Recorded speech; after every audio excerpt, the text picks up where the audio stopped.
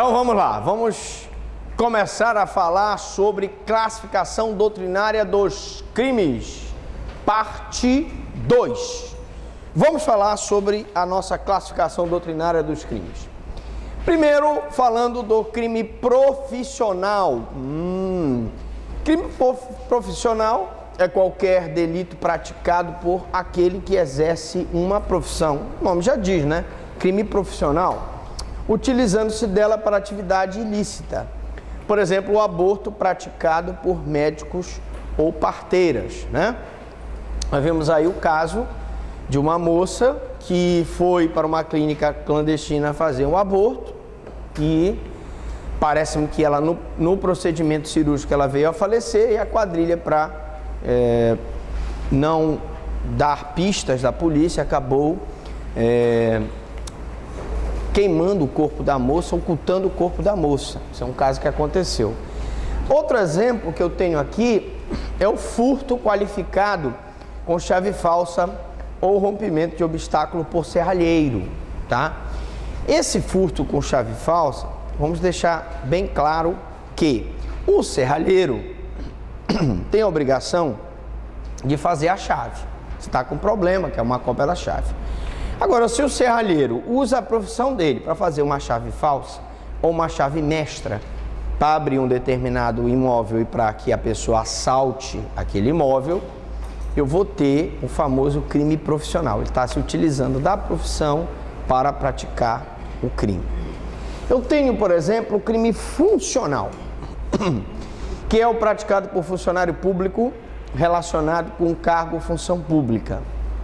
Eu tenho, por exemplo, o peculato, a concussão e a maioria dos crimes praticados por funcionário público contra a administração pública, né? Corrupção, o excesso de exação, a prevaricação, que são crimes em que a lei exige que a pessoa tenha uma função pública, seja funcionário público, seja servidor público, tá? Eu tenho também, gente, o crime de ação única.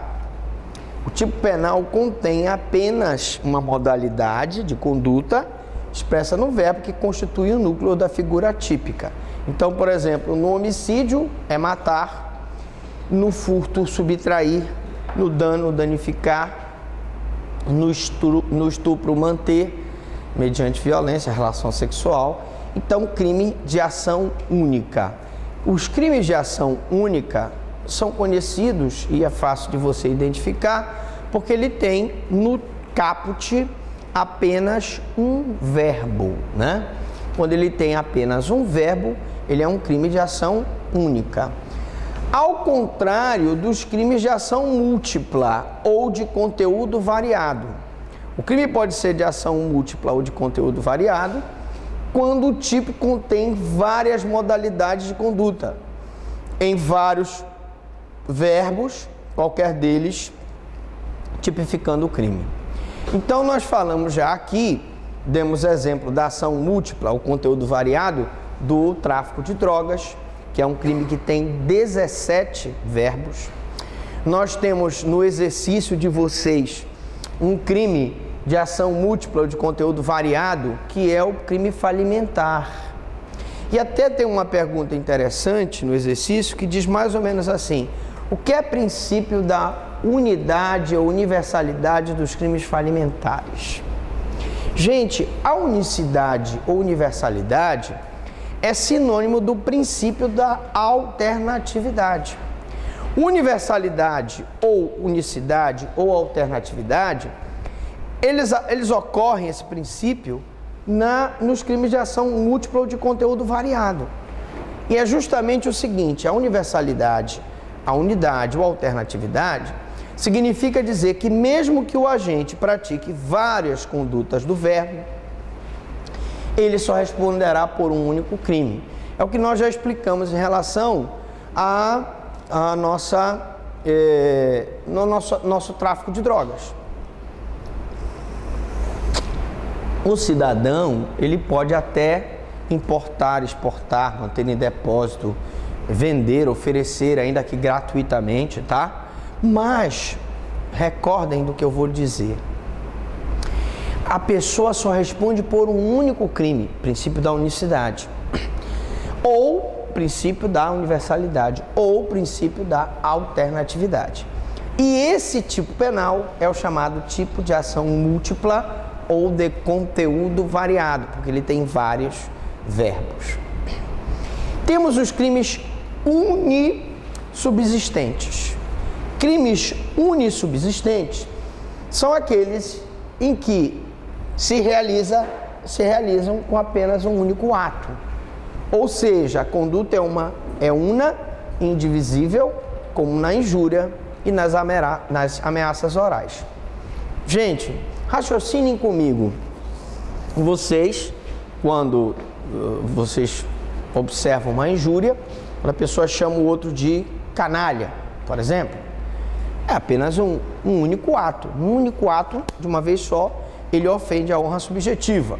Vou te matar é uma ameaça. Também é praticada com apenas um único ato, tá? Agora preste atenção.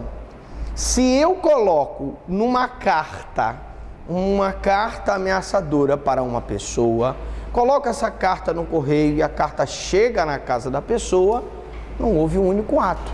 Eu tive que escrever a carta, eu tive que levar a carta no correio. Por isso que eu coloquei aqui no exemplo ameaças orais. Porque para eu ter um crime unissubsistente, tem que ser aquele que seja praticado com um único ato. Evidentemente que eu não posso desmembrar a injúria. Por exemplo, só se eu separasse a sílaba e dissesse para o cara, canalha. Não se fala assim, né? A gente fala canalha, a gente fala corrupto, a gente fala preguiçoso, alguma coisa assim, umas palavras ofensivas. Quando é praticado com um único ato, unissubsistente. Bom, plurissubsistente. Plurissubsistente, como o próprio nome diz, é aquele que é composto de vários atos que integram a conduta, ou seja, existem fases que podem ser separadas e admitem tentativa, são a maioria dos delitos. Aí eu tenho homicídio, furto, roubo. Por que o homicídio? Por que o furto? No homicídio, por exemplo, eu posso dividir basicamente a cogitação, a preparação, a execução e a consumação. Ele cogita matar uma pessoa, ele vai lá, pega a arma, ele dispara e ele consegue o objetivo da cogitação.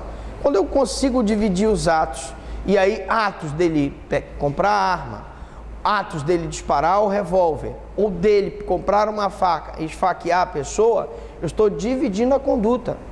Num furto, você tem a conduta de invasão de domicílio, que é o crime meio que fica absorvido pelo crime fim, que é o que nós chamamos de antefacto impunível. Nós temos a conduta, se ele foi lá com o serralheiro, crime profissional, e o serralheiro fez uma chave falsa, ele vai ter aí um furto qualificado pelo uso da chave falsa. O furto não será de 1 a 4 anos, será de 2 a 8, porque ele é um furto qualificado, já que aumentou a pena máxima e a pena mínima. Já tivemos oportunidade de ver isso em outra aula. Então, o furto e o roubo, nós podemos dividir a conduta. Aqueles crimes que eu não posso dividir a conduta, unissubsistente. Aqueles que eu posso, que são vários atos que integram a conduta, são chamados plurissubsistentes. Crime multitudinário. Crime multitudinário. O nome é meio complicado, mas a explicação é simples. Para você que vai fazer prova, tranquilo. É aquele que é praticado por uma multidão em tumulto, organizado espontaneamente, no sentido de um comportamento comum. Nós vimos aí numa aula anterior as duas gangues, né? A gangue do Bairro Novo e a gangue do Jaçuana, né? Se enfrentava aí o Zé Galinha e o Carapanã de cueca, lembra? Pois é, a rixa é um crime multitudinário, né? Como formava aquela multidão, aquela confusão ali na ponte, e eles iam brigar. Eu tenho também o dano, né? O dano praticado em tumulto, né? Umas pessoas numa situação de tumulto podem pisotear outras, podem provocar dano. Tem uma situação dos black blocs também, pode ser classificado como crime multitudinário. E temos, por fim, só para dar um exemplo, tem outros exemplos aí, o crime de esbulho possessório, que também é um crime que pode ser praticado mediante tumulto. Diga lá. Professor, uma multidão contra uma pessoa, esse crime enquadra-se nessa situação também? Sim, eu posso ter uma multidão contra uma pessoa como um crime multitudinário, um linchamento público. Você deu agora um exemplo bom. Nós tivemos aí um caso, agora eu não me lembro, agora saiu hoje no jornal, de um cidadão que ele parece que tinha estuprado uma menina de 6 anos, a população se reuniu para linchá-lo. E efetivamente fizeram, parece. Então aí é um crime multitudinário, né? Bom, diga. Esse tipo de crime praticado por multidão, a pena é igual, é atenuada, é igual para todo mundo? Não, o crime praticado em multidão, ele tem uma atenuante, tá? Porque está comprovado cientificamente que quando você está em multidão, é como se você perdesse um pouco o teu raciocínio individual e aderisse à conduta das outras pessoas. Lógico, há controvérsias, né? Mas, para a lei, se o crime for praticado em multidão, é uma atenuante, não é um agravante. Bom, eu quero falar com vocês sobre esse crime aqui, que é o crime não transeunte. Crime não transeunte. Perigo total. Perigo total no não transeunte, porque o não transeunte, já voltei, não sumi, é aquele que deixa vestígio. Não transeunte. O transeunte é aquele que não deixa vestígio. Então, se ele deixar vestígio, não transeunte. Ele não é passageiro, ele deixa vestígio. O transeunte não deixa vestígio. Por exemplo, o homicídio deixa vestígio. Quando matas uma pessoa, fica lá o corpo. A lesão corporal deixa vestígio. O dano deixa vestígio, né?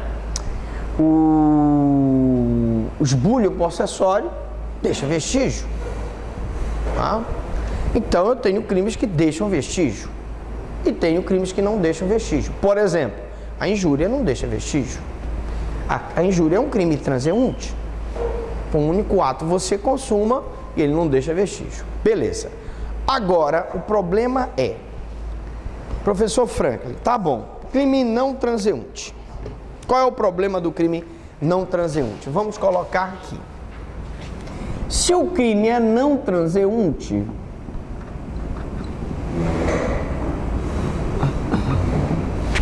não transeunte, ele não deixa vestígio, ele deixa vestígio, não é um crime passageiro, ele deixa vestígio, ele precisa do laudo, né? O laudo é para provar a materialidade do crime, não é isso? Professor, você pode dar um exemplo de laudos para a gente? O homicídio precisa do laudo cadavérico. O estupro precisa do laudo de conjunção carnal. A falsificação de documento precisa de um laudo grafotécnico. Consumo de drogas precisa do laudo toxicológico, né, para constatar se aquela substância é droga ou não. Ou seja, crimes não transeuntes que deixam vestígio precisam do laudo. Tá, professor Franklin? E se não tiver o laudo, aí fica sem a materialidade do delito. E não havendo materialidade do delito, fica mais difícil para a acusação provar. E a acusação tem que provar a autoria e materialidade. Como fazer? Qual a solução? Aí, se não tiver o laudo, não tendo o laudo, nós vamos fazer o que nós chamamos de exame de corpo de delito indireto. Que isso, professor? O exame de corpo de delito indireto é um meio de prova pelo qual se supre a ausência do corpo de delito direto pelo depoimento de testemunhas. Exemplo, o caso da Elisa Samúdio, né, o nome da mulher? Elisa Samúdio, o corpo dela nunca foi encontrado, né? E como é que eu vou provar que ela morreu? Através do exame de corpo de delito indireto. Eu vou pegar testemunhas que viram ela na casa do acusado, que viram ela trancada no quarto do acusado, que viram ela sair com o acusado e mais algumas pessoas dentro de um carro, e vou pegar uns exames de corpo, umas provas materiais indiretas. Por exemplo, o exame de sangue que foi feito do carro do acusado, que prova que ela era sangue dela e ela foi espancada dentro do carro. As ligações telefônicas que eventualmente ela tivesse feito, que comprova. Então, eu não tenho o exame de corpo de delito direto, mas tenho o exame de corpo de delito indireto através de prova testemunhal e os exames materiais que comprovam as ligações, o exame de sangue, etc. Beleza? Então, quando o crime for não transeunte, que deixar vestígio, eu preciso do exame de corpo de delito. E a falta dele vai gerar o que nós chamamos de exame de corpo de delito indireto. Se eu não tiver o exame de corpo de delito direto e nem o indireto, aí não tem a prova da materialidade. Sem a prova da materialidade, forçoso é pedir a absolvição daquela pessoa. Bom, crime material. Gente, crime material, então vamos ler o conceito que está aqui no slide, mas eu queria dar um conceito mais simples para vocês. O conceito do slide diz o seguinte: crime material é aquele onde há necessidade de um resultado externo à ação, né? Descrito na lei que se destaca lógica e cronologicamente da conduta, tá? É o caso, por exemplo, do homicídio, do furto, do roubo, do dano. Tá. Como é que eu gostaria que vocês anotassem o crime material? Crime material é aquele em que a lei prevê o resultado naturalístico. A lei prevê o resultado naturalístico e exige o resultado naturalístico para a consumação do crime. Então, nos crimes materiais, a lei prevê o resultado... Posso apagar aqui? Nos crimes materiais, a lei prevê o resultado naturalístico e exige o resultado naturalístico. Então, vamos lá. Aqui, materiais, né? Materiais. Nós já explicamos isso, mas vamos de novo. Materiais. Ela prevê o resultado naturalístico e exige o resultado para a consumação do crime. Opa! Então vamos lá. Homicídio. Primeiro, o que é resultado naturalístico? É a modificação que existe no mundo exterior. A pessoa que está viva, que morreu. A pessoa que estava com o olhinho bonitinho, que pegou um soco no olho e ficou com o olho roxo. Isso é o resultado naturalístico da lesão corporal. É uma mesa dessa daqui, em que eu pego, destruo a mesa. Tá boazinha, né? Aparentemente, enfim. Se eu destruir ela, resultado naturalístico, ela está quebrada, né? É o Zuniga, quando deu aquele karatê no Neymar, ele quebrou a vértebra dele, portanto, resultado naturalístico, quebrar a vértebra. Tudo que ocorre, modificação no mundo exterior, é resultado naturalístico. Então, quando eu digo que o crime é material, a lei prevê o resultado naturalístico e exige o resultado. Homicídio, exige a morte para o crime estar consumado. Professor, se não tiver a morte, aí eu não tenho um homicídio consumado, eu tenho uma tentativa de homicídio. Deu para entender? Tranquilo. Vamos lá. Crimes formais. Vou dar o conceito do slide, mas quero que vocês anotem um conceito mais simplório. Diz o slide: crime formal é aquele onde não há necessidade de realização daquilo que é pretendido pelo agente.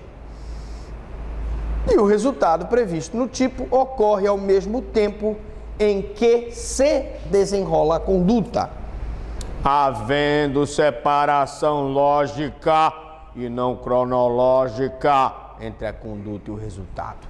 Tá muito difícil isso aí, né, bicho? Tá difícil. Tá difícil. Não, não tem nada a ver com tentativa. Nos crimes formais,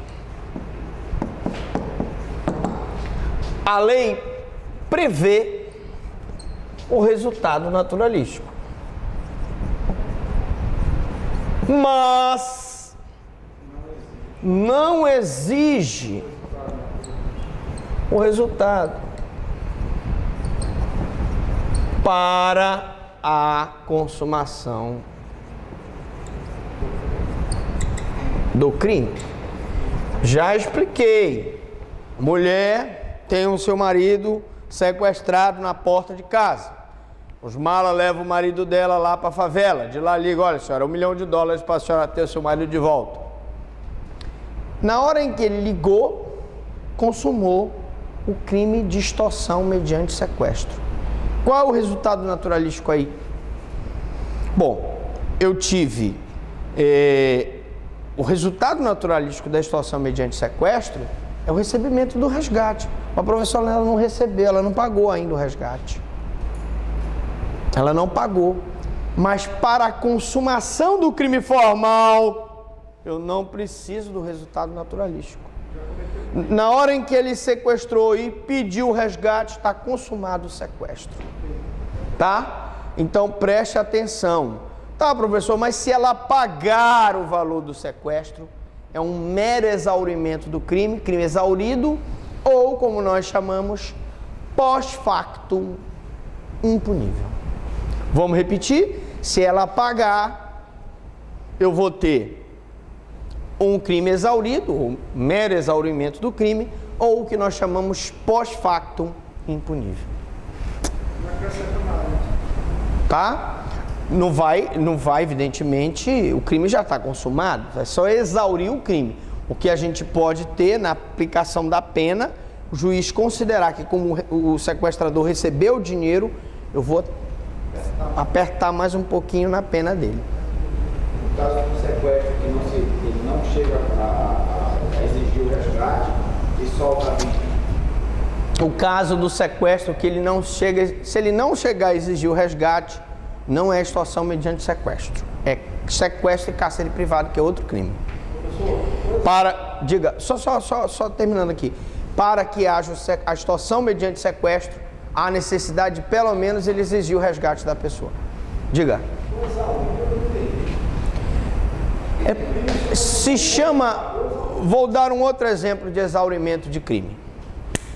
Vocês praticamente, quase todos aqui já espero que não tenham cometido. Espero. Mas, por exemplo, tá bom. Imaginemos o seguinte. Você passa no sinal vermelho, o guarda... Você para lá. Ele já pagou. Ele tem cara que já dá propina para guarda. Olha. Ah, ele é o guarda. Ele morde então. Bom, não sei. Então tu chega lá pro guarda e diz: meu amigo, é o seguinte, pô, eu tava com pressa e tal, quebra o meu galho aí, vou te dar 100zinho aí, 2 oncinhas pra tu não me multar. Preste atenção. Na hora em que tu destes a oncinha pra ele, as 2, já consumou o crime de corrupção. Atenção. Na hora em que tu ofereceste, perdão, a oncinha, tu já consumaste o crime de corrupção. Eu não preciso dar para ele a oncinha. Na hora que eu ofereci para ele. Preste atenção. Agora, se eu, além de oferecer a oncinha, eu der o dinheiro, o que é esse dar o dinheiro para ele? O exaurimento do crime. Crime exaurido. O crime já está consumado. Já não tem mais o que ser feito. Eu vou exaurir o crime. Como? Pagando ele. O exaurimento do crime é o crime exaurido ou pós-facto impunível. Por que pós-facto impunível? Eu já puni o fato do motorista ter oferecido a oncinha para ele. Se eu der a oncinha para ele, eu estou exaurindo o crime. Isso é exaurimento do crime. Exaurimento. Exaurimento, acabou. Como ele me perguntou aqui, um exemplo de exercício regular de direito no Brasil. Aí é duro, né, bicho? Porra, é complicado. Vamos lá. Então aqui, tá logo em seguida. Crime exaurido é quando, após a consumação, já estiverem preenchidos, no caso concreto, o tipo objetivo. Então, preste atenção que na extorsão mediante sequestro, o tipo já estava preenchido, consumado, quando ele ligou e pediu o resgate. No nosso caso aqui, do nosso guarda de trânsito, na hora que ofereci as 2 oncinhas para ele não me multar, já estava consumado. O tipo objetivo já estava consumado. Mas o agente o leva às consequências mais lesivas. Por exemplo, recebimento do resgate no crime de extorsão mediante sequestro. Artigo 159. Exaure o delito que se consuma com o arrebatamento da vítima e o pedido de resgate. Coloque aí o pedido de resgate. Sobre esse crime que oferecer dinheiro, pode acontecer o arrependimento ou não? Já consumiu? Está consumado. Mesmo que não, para ficar Não, já está consumado o crime. Agora, vocês terão maiores detalhes sobre o arrependimento eficaz e sobre o arrependimento posterior na nossa aula de consumação e tentativa. Uma aula maravilhosa, né? O mulherio que veio, traga seu lenço, porque você vai chorar nas aulas de consumação e tentativa. Lá nós vamos falar de arrependimento eficaz e arrependimento posterior, tá bom? Vamos lá, outro exemplo. O recebimento da propina no crime de concussão. Exaure o delito que se consuma com exigência para si ou para outrem, direta ou indiretamente, da propina. Aqui eu dei um exemplo inverso, não foi uma concussão, foi uma corrupção, porque eu ofereci as 2 oncinhas para ele, 2 cédulas de 50 para ele não me multar. Na hora que eu ofereci está consumado, porque ele é um crime formal, a lei não exige o resultado naturalístico. Mas se eu der a oncinha para ele lá, eu vou estar exaurindo o crime exaurido. Alright? Essa mesma verdade também diz respeito ao agente, né? Se ele cobrar, por exemplo. Exigir. Se ele exigisse para mim, não seria exemplo de corrupção, seria o exemplo de concussão. Quando o agente exige o pagamento, eu já expliquei que é concussão. Se ele solicita e eu ofereço, é corrupção ativa e corrupção passiva. Crime de mera conduta ou simples atividade.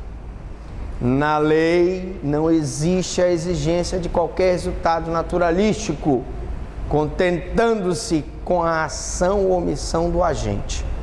Não sendo relevante o resultado material, há uma ofensa de dano ou perigo de dano presumida pela lei diante da prática da conduta. Eu gostaria que vocês colocassem assim: crime de mera conduta são aqueles em que é impossível o resultado naturalístico. Então, os crimes de mera conduta, vamos colocar aqui, mera conduta, é impossível o resultado naturalístico. E aqui eu coloquei para vocês alguns exemplos, né? Nós temos a invasão de domicílio, Qual é o resultado naturalístico da invasão de domicílio? Tu entra no terreno dele, não tem resultado naturalístico nenhum. Tem modificação no mundo exterior. O ato obsceno. Me responda sem pestanejar. O senhor já praticou algum ato obsceno? Já vê que é um rapaz sério. Você, por exemplo, também um rapaz sério. Mas esse indivíduo aqui já praticou. Veja pela cara dele. O senhor já praticou? Já que quando eu era adolescente, era banda boa.